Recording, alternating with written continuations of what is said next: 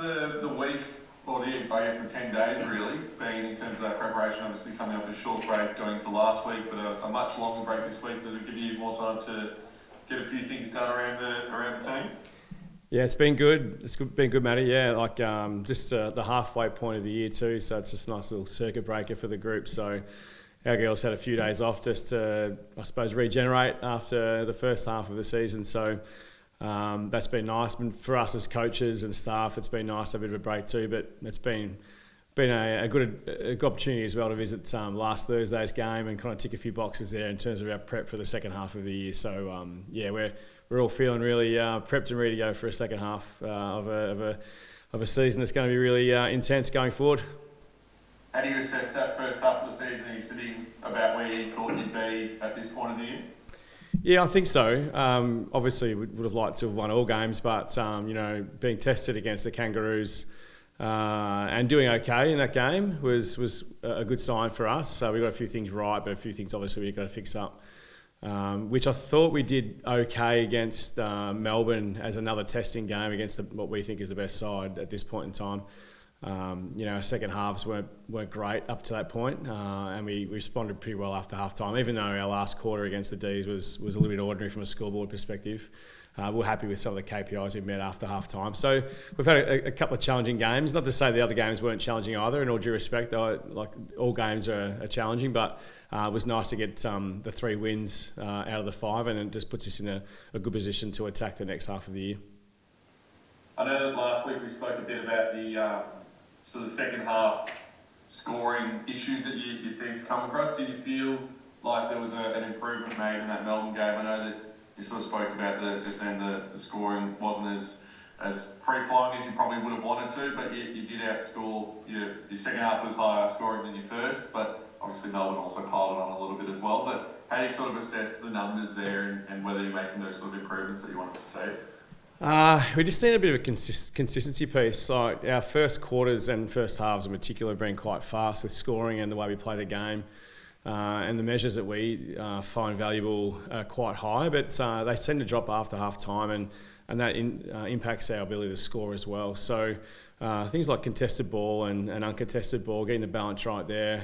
Teams are squeezing us better after half time, and we've got a few things, I suppose, mixed up in our back half of the ground, which didn't help us move the ball with the fluency that we like and that we train for. And once we get squeezed in that part of the ground, we found it a bit hard to move the foot in a way that could I suppose be more efficient for our front half players. And at the same time, that connection piece is then broken. So it's just about re-establishing those connective pieces between our back half, our mids, and our front half to move the ball better. And we've trained that. We've looked at a few things that will help in that space. And the Bombers are going to be a real test for us to focus on our game as much as.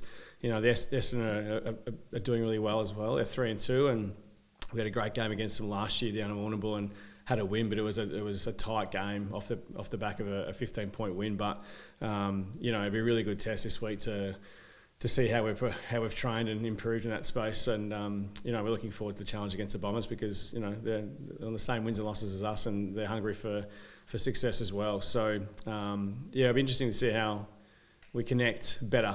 For a 4-quarter effort. I'll be happy with 3 quarters at this stage, but we'll go 4.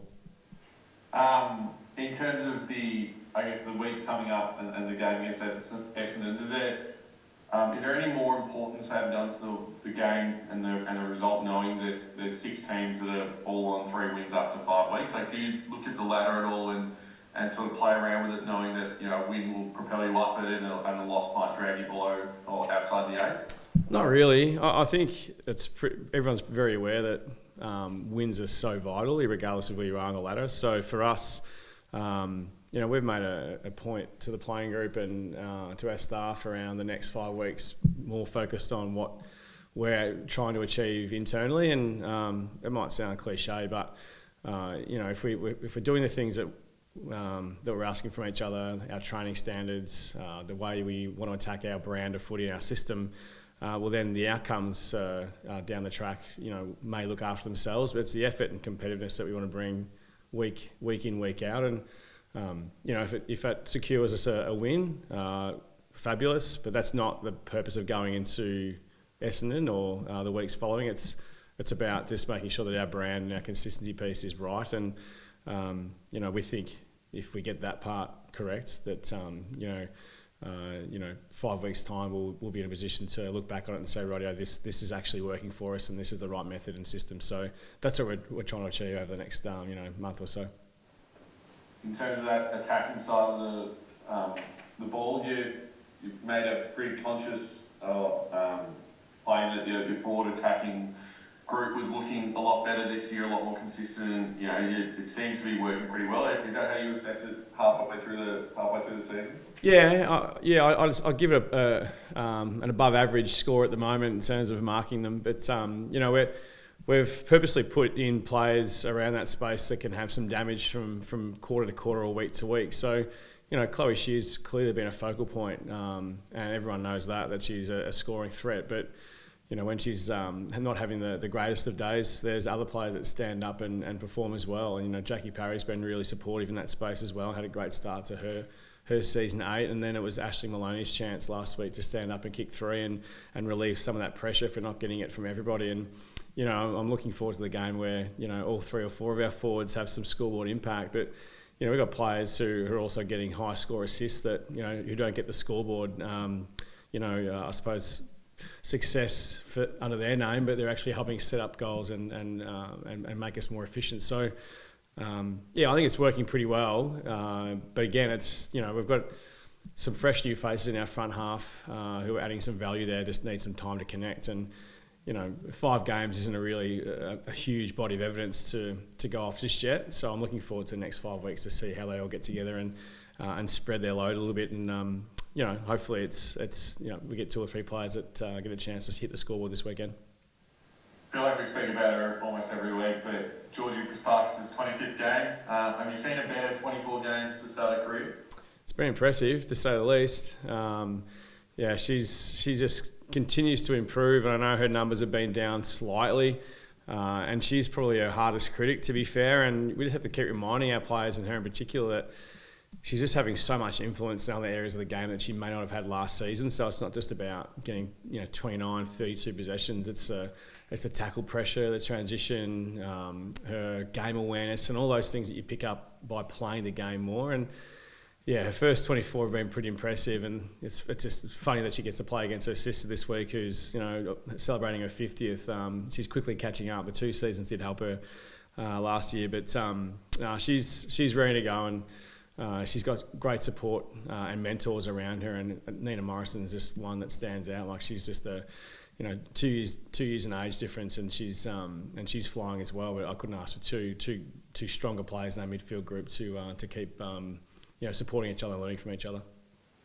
I was going to ask you about Maddie. Do you have a plan for her? I guess does Georgie help you out with planning for her at all, or how does that work? No. George is just focusing on, like I said earlier on, we're just focusing on us, and that's part of Georgie's role as well. I'd never ask her to find out things about her sister or Essendon. That's just not fair.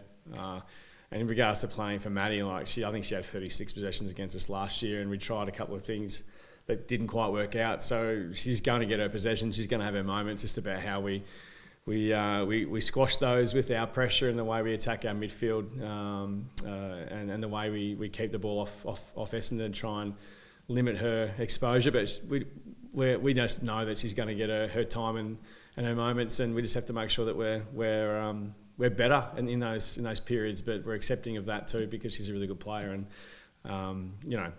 hopefully we get more moments than she does.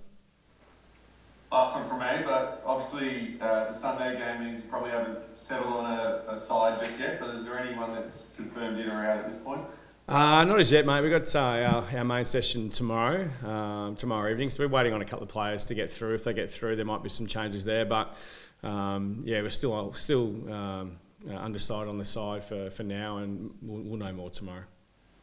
Where is it? And just from me, Dan, as well, obviously, second country game in Warrnambool, great to get out to Breed Oval and play there. Yeah, well, last year was super. Obviously, after last year's men's grand final and the success we had there, so it was a really nice crowd. It was a cracking day. Sun was out, brand new facility as well. The ground was in super condition. and it was a really good atmosphere, and the community really got around it, which made it really exciting to be out there and to mix amongst a new venue. And we're hoping for something similar this week. And the weather looks pretty good. And the girls have got 3 days. I know Essendon are out there for a few days as well to get amongst the community. And so we've got an open session on Saturday at 2:30. At Reed Oval, which would be nice. So if you're interested to get around the players and whatnot, get around, it'd be really fun. And then obviously the game Sunday, and then Monday we've got a day out in the community where they get out to schools, Healthy Heroes. I believe there's an all-girls football clinic in the afternoon as well, and I think a few of us have been roped off to go to Portland to get around to the Portland Footy Club to do some work around there too, which is good too. So yeah, it's going to be a really fun few days. We don't get a chance to get out to the regional communities much, which our girls are excited to get amongst it as well. So yeah, it's going to be a cracking day, and I urge everyone who can get out to the game to do so, because it just heightens the AFLW space again and puts us on the map a bit more, and it's just great to be around supporting fans as well.